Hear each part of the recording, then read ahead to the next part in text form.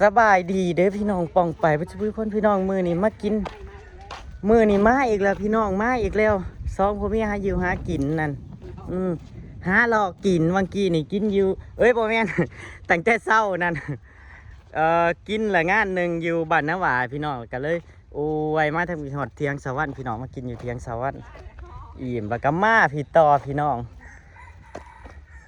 หาหลอกกินลายเพื่อนลายซ่าน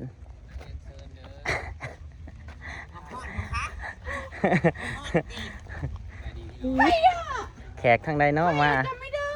โอ้ยจำว่าได้ผู้ใดน่ะ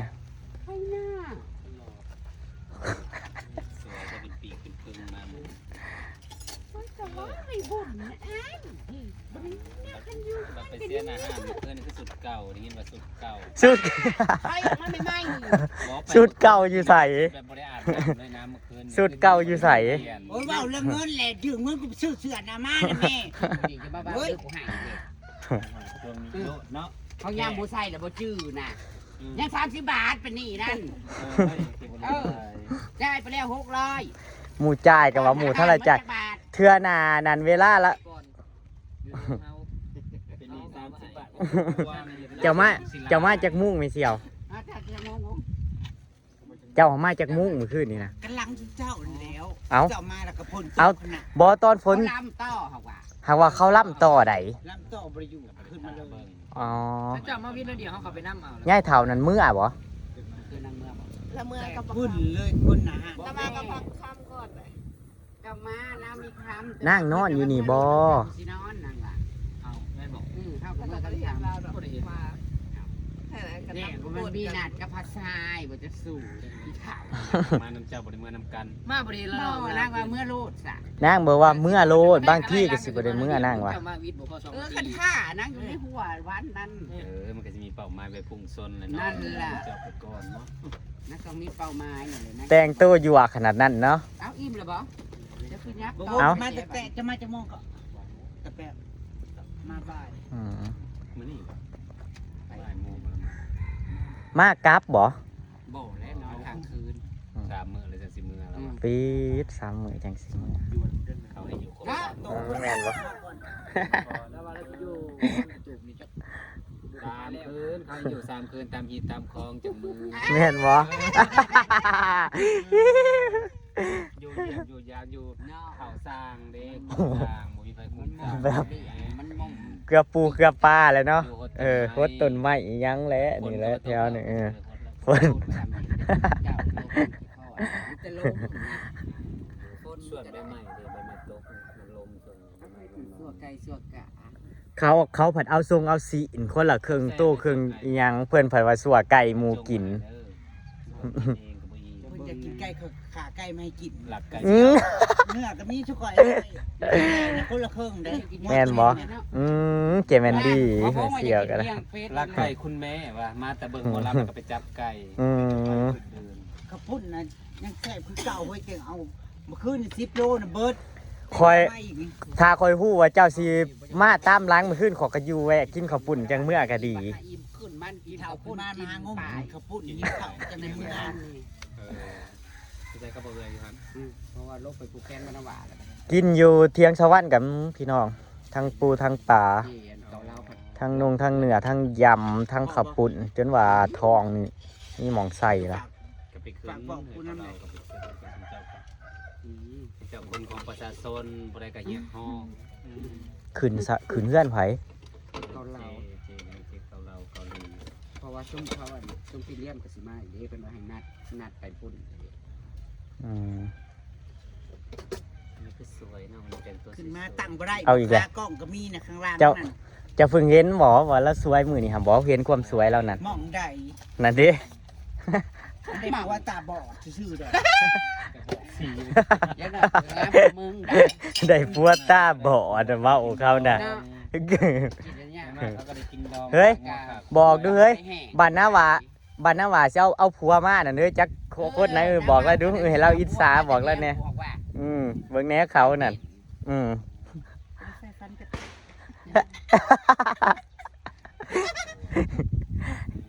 ได้ผัวอันไทยดียังบ่กำลังจะลบ กำลังลงมาอันนี้นะ เลยบอกว่าก ำลังนั่งรถลงมาแต่เวียง ผู้สาวนี่บอก ลงมาแต่สวรรค์ หัวโป่ค่ะ โอ้โหขึ้นอย่าง หัวโป่ก็คล้ายๆหัวแม่ล้านเนาะมาเฮานอนเนี่ย ผมสั่นแล้วก็เลยโอ้โหผมยาวเลยก็เลย นี่นะพาริซี ผมยาวเป็นคนผู้หญิงเป็นสี ผมยาวมันคล้ายบ่ได้ออก ผมยาวนั่นคล้ายบ่ออกเท่าผมสั้นผมยาวซื่อ ทำแล้วเนี่ยก็แล้วมาเว่าให้กู ผมไม่ยาวแบบผมปู ๆไปลือสี ผมสวยแปลว่างามผมยาวมันแปลว่าสวยเด้อ บัด ไปอีโป่งนั่งเว้าตั้งแต่เที่ยงป่านยังบ่เอาอหย่างอยู่แป๊บนึงค่อยแป๊บนึงอยู่ประมาณนี้ ฝนกับมาเพราะฝนพี่น้องเอ้ยบังไฟก็เห็นขึ้นละ2-3บังพี่น้องจุดจาดขึ้นแล้วได้อ้ายฮะ ไปร้านเกตี มันมืดเนาะ ลูกไอ้ไซ มันขึ้นอยู่ได้2บังเห็นอยู่ ขึ้นละจวดอยู่พี่น้องแน่อากาศดีมื้อนี้ใครแม่นว่าฝนมันบ่แห้งพี่น้องมันลงมาแต่ซ้ำนี่แบบก็คือสิดีแต่เขาก็คือสิว่าสิบนไว้แล้วพี่น้องเพราะว่าเขาจัดงานกับหลายเนาะพี่น้องเบิดหลายป้านางเก่าลง ที่เรามา เจดอกไม้คือบ่มามือนี่ เดี๋ยวข้ามไม่สามารถที่จะ เขาไปส่วนนางก่อนกับไปส่วนนางนางกลมมารีนางกลม อัน มารี มื้อเช้านี่เป็นเศษ100ป่ะเจ๊มากินกระปุ้นเด้อมื้ออื่นบอกมื้ออื่นวันที่เช้าเหรอ มือนี่19เพื่อนสิกินมือเดียวกันกับเจแหล่บ่ แล้วว่าเราจะกินมื้ออื่นเดี๋ยวรอหน่อย อืมชวนแม่ มื้อนี้แต่ว่าน้ำแข็งน่ะบอกมื้อนี้บอก นี่น้ำแข็งเต็มกระติก บ่น้ำแข็งมาน่ะมามือใดมามือนี่บ่ มื้อแรงเนาะคันฝนตกลงมาในน้ำแข็ง ป๊า ฝนมามือแรง เมื่อคืนนี่หมอลำหักเข้ากันยัง เฮาว่า ลำ เอา ต่อ มาวิทย์นะเดี๋ยวนึงเขาไปสิ เฮาว่าเข้าบ้าเข้าบนไว้บ่ให้มันมาดอกฝนน่ะ สาราวัด น้ำเล่นเขาหลังมาอยู่ในชาลาน่ะ ไม่ ติ่ง ก็บาให้ฝนตกบ่ ยัยรวยแล้วก็จะตีซี่ยัยรวยน่ะเนี่ย ตี คือ สี่ นั่งมันลาอยู่ต่อได้เมื่อคืนนี่นะ คันสั่นเฮาก็ถา อยู่ฮอดแจ้งเลยสิเพิ่นจักพันอันนี้ก็ยังบ่พันฝ่าสิแล้วจักหน้าเวทีนะ นาวิธีกันเวลาตอนจันทร์ได้ พระเอกก็สิให้20บาทมันก็บ่คือเด้ คืนเฮาลงไปกัน3 ทุ่มแล้วจ้ะ บ่ คืน เจอมือจากมง เที่ยงคืนนอนก็แซ่บอยู่จนจะมานอนเสียนอนก็จะตื่น ไม่เซียวอ้อคือบ่มาอะ จักหน้อยมันเป็นจักหน้อย เอาละตายบ่ อรไซนะพออนะ ส่งหายบ่ ถ้าช่วงยามมันบ่อยากไปหันมานี่มันก็จักหน้อยอยู่หันแหละหากมันบ่ได้ปฏิเสธได้ สวนแต่หมู่บ้านนี่ น้อย มัน บ่ หักจักหน้อยนะ จากน้อยจน จักหน่อยของเราน่ะเรามาอายุแต่ละเทือนะชุมเจ้าเป็นหมู่กันนะกับเรานะ เทื่อมันก็ฮันนี่แล้วจักอยู่ใส่ คือมือตามมันเห็นเลือดแปลงบอกมันเพราะว่าอยู่ดอนแล้วจักหน่อยมันไปดอนแล้ว มันจะจากว่ามันมาแล้วน่ะจังว่าดูคันมันว่าอยู่นี่แล้วนะแต่ยังบ่ได้มั่นใจพอ 10% เลย อืม ต้องให้เห็นหน้านางซะก่อนคือบ่อันเนาะ กินข้าวกินแล้วข้าวนะขึ้นมากินข้าวได้ กินแล้วกินหลักกับมาอันนี้ ปะกระปุ้น กินอยู่เทียงสวรรค์จน หลายโลอยู่ จนมันแน่นเลยเดียวเนี่ยนะ พุ่นกันแต่เมื่อวานนี่กุ้ม3 มีแต่มันสีหิวใหม่ มื้อนึงกุ้ม3มื้อ หมอบอกง่าย นำกระปุนเฮ็ดเพื่อ3มื้อมื้อเดียวเลย อืม ได้เรื่องเงินได้เรื่องเงิน ยังบ่ได้เลยบ่เอาให้ไผสิให้มาได้ไหม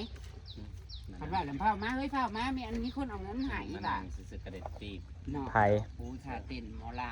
เออ จากไผ่ คนมีบุญ จากแม่ ำ เซียวบ่ เอฟฟัง อืม เดี๋ยวเราเอาคนไหนคอย ปัก เจ้าว่า เป็นไปได้บ่นาฝนมันตกเบาแป๊บมือนี่บ่นามันขึ้นฟ้าขึ้นฝนลมมาโลด มันก็ออกเพื่อนดามมือนี่มันก็ อื มาม ได้ สมมานแต่ ดวงดีเขาเป็นปีก เขานั่นออกแต่เฮือนกับออกไปพร้อมบุญได้ มันหาบ่ออกไปถ้ำนี่ต้องได้ ก็วงยกเนี่ย โซน เบาวงเพิ่นมาเล่นน้ำ มาเอาบุญ เพิ่นมาเอาบุญเพิ่นมาเบิ่งบังไฟ เพิ่นมาเบิ่งบังไฟ นัดแล้วสิ เห็นบางไฟเนาะ จุกชายนะกับผู้ชายเวลาควักแล้วแวบๆในขังมันหลังเวที แม่นบ่ เทียบแล้วก็ คืนนี้ เออพุ่น กวักอีหลีใดเขากวักอีหลีกวักเรานั่นปลาเราสมายนั่นแท้เฮ้ยเพิ่นกัด ฉันละสิให้ชู เออ อ๋อคนรู้จักแล้ว บอลน่ะ เนาะบ่ลิ เออ อันลูกค้านั่งไปชาวตะเกียงน้อย สัตว์เกียร์หน่อยยังกับวัยรุ่นนี่แหละ เด็กน้อย เออรุ่นซุมเฮานี่แหละ แป๊บไปบอกไปควักมืออ่ะ กวักอยู่ไว้ไว้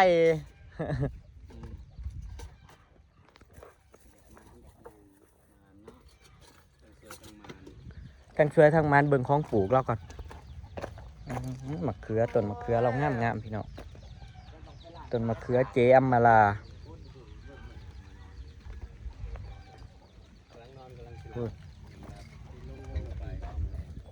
แต่เบียร์พี่น้องเบียร์มะเขือเบียร์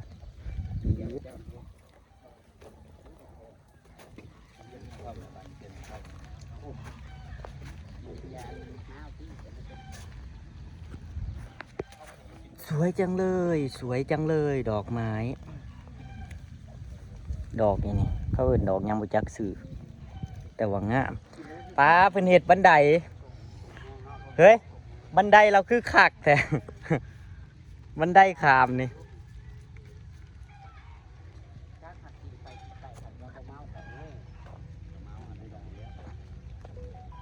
นอนรับดิพอกินเบียร์ มันจะบอกไปกินท่อมนะมากินเบียร์แทน สิตูดอยู่นี่เบิดมือตูดแต่เสาหอดคำพุ่นตูดสะพ้องมือพุ่น จักจักมอง มือนี่บ่มือก่อนว่ะ โอ้ท่านมาที่ข้านมา นะ ตัวงามวันนี้ก็จะบอกเมื่อนบนขับ ข้านมาแล้วมันมา ก็ต้องเมื่อก่อน เมื่อนะ คักก่อน เมื่อก่อนแล้วก็จังมา แต่พอถึงปกติ3-4 โมงทางมือเกลือหมู มือเช้าเนี่ยมือเช้านี่เราอยู่ในปั่นออกมาเราก็ถามสิเอาบ่หมูแล้วนะเราอ่ะสิเอาลงอยู่บ่เอาให้แน่โอ้ยเอาจังใดกันที่เฮาเอาหมูนำเราอ่ะซื้อจังใด ดำนะ หมูกำลังงามเพิ่นว่ะ กำไรอยู่ที่ ตัวละ800 จักแล้วส่วนนี้ก็ราคาหมูก็ถืออยู่นั่นแหละเขาว่า ตอนที่เจ้าขายในกำไรลายอยู่ที่ แต่ก็จะเผาเลี้ยงเถอะ รูปกับบุญแล้วอ้าย รอให้มันขึ้นสูงๆจังเอาลง คัน36น่ะเขาสิได้กำไรอยู่ตอนนั้นพันหมูยัง1,700 1,500อยู่โซละ1,700กับตัว1,000 มีแต่พวกเลี้ยงหมูลูกหมูตัวเองเท่านั้นที่บ่รู้ แม่นความเจ้าว่าแป๊บ เจ้าก็ต้องเลี้ยงแม่พันธุ์จาก2 ตัว ถ้าเราเลี้ยงลูก มันแห่งยาก กำไรอยู่ประมาณ เลี้ยงแม่พันธุ์นั่น เนี่ยพอ มันแห่งยากดูแลได้อ้าย ลูกหมูครับค่าหัวอาหารอีก อาหารผัดขืน แห่งแบบเฮามือใหม่จังสิเฮาบ่แม่นสิคือเขาเลี้ยงมาหลายปีจังสิมันก็ลงตัวเบิดเลยเด้ล่ะเขาน่ะ คันบริษัทลงคือทางไทย ย่ามมันออกลูกอีก ต้องได้นอนเฝ้ามันอีก เขามีแต่ถาว ต้องได้ ได้อยู่ จักเลี้ยงลูกตัวเองกับแม่มันกินได้เนาะมันก็กินหาเงาอยู่ เพื่อสิได้ลูกมันก็เพื่อสิรับลูกมัน กินแม่ไม่กินลูก เพื่อเจ้าเลี้ยงบ่รู้บ่ได้ก็ได้ออกมาเลยค่ะบ่ให้ลูกกินนม แม่พันธุ์นี่เพิ่นว่ามันได้กินห้ำนำเนาะเฮาซื้อทั้งห้ำซื้อทั้งหัวอาหารบ่แม่นบ่แห่ง บางอัน แห่งเปลืองอีก น้ำเลยเขาให้กินแต่อาหารก็มีแบบอาหารแบบการอาหารแบบ เลี้ยงไปเลี้ยงมาบางตัวที่ชอดแท้ๆก็ยังตายลูก ถ้าแม่นว่าเลี้ยงแล้วบัดนี้ ทุนมีความเสี่ยง ย่ามมันออกลูกมามันได้หลายคือเขาก็เพราะว่าได้แล้วเนาะ 13-14ตัว คันแม่นว่าได้ขายก่อนตุ๊กจีนได้40อยู่สิบ่รู้สิได้กำไร ยังบ่ใหญ่แห้ง มันยังบ่เต็มเดือน ก็ได้3 เดือน จะเดือนขายได้4 เดือน 4 เดือนที่จีนน่ะได้หมูน่ะได้น้ำหนักดีได้ ก็บ่ขาย หมูรุ่นนี้น่ะเพิ่นบ่ได้เป็นหยังเด้บ่ได้ฉีดยาจะเข็มขายของขายทองวิตามินก็บ่ได้ฉีดกินแต่วิตามิน วิตามินอาเทียบกับฉีดยาเนาะ คอยกินแต่โกคิง อลีได้เลี้ยงรอบแรกนะป่วยบ่อยอลีหมูเพิ่น นั่นแหละจับฉีดยา วันมาเลี้ยงรอบนี้อันบ่ได้ฉีดอีหยังเลยเนาะบ่ได้เป็นหยังหมูน่ะบ่แบบเลี้ยงรอบ2น่ะ หมูก็ได้น้ำหนักมันบ่ได้ต้องถือว่าบ่ได้ราคานั่นติ ช่วงมันยังน้อยช่วงคันหนูมันยังอ่อนแอสิทันเล็กอยู่มันช่วง เพราะว่าเลี้ยงรอบแรกนั้นเฮาเพิ่นว่าความคันว่าอาบน้ำก็ขนาดแม่ยัง ซะแล้วฮู้ได้แหละ มีประสบการณ์ หมูมันก็เลยแบบเป็นหวัดเป็นไอแบบนี้ไอบ่อย อาทิตย์นึงล่างคือนึงยังจะดีพอ ถ้าลงจะมองออกหลอก ไปพี่น้องอำลาพระจากพี่น้องตามคลิปหน้าเด้อพี่น้องเด้อวันนี้เฮาก็สิอยู่นี่ล่ะพี่น้องสิกลับพุ่นละมื้ออื่นพุ่นมื้ออื่นเช้าอยู่ตูดอยู่นี่ล่ะพี่น้องมื้ออื่นเช้าก็ต่ออีกพุ่นยังบ่ทันได้ไปหลายเฮือนอยู่พี่น้อง ฝนก็สิมาเพราะฝนพี่น้องเอ้ยมื้อครึ้มอากาศดีคักได้มื้อนี้นะดอกไม้เรางามๆดอกไม้เสียมาล่าพี่น้องไปพี่น้องตามคลิปหน้าสวัสดีเด้อครับผม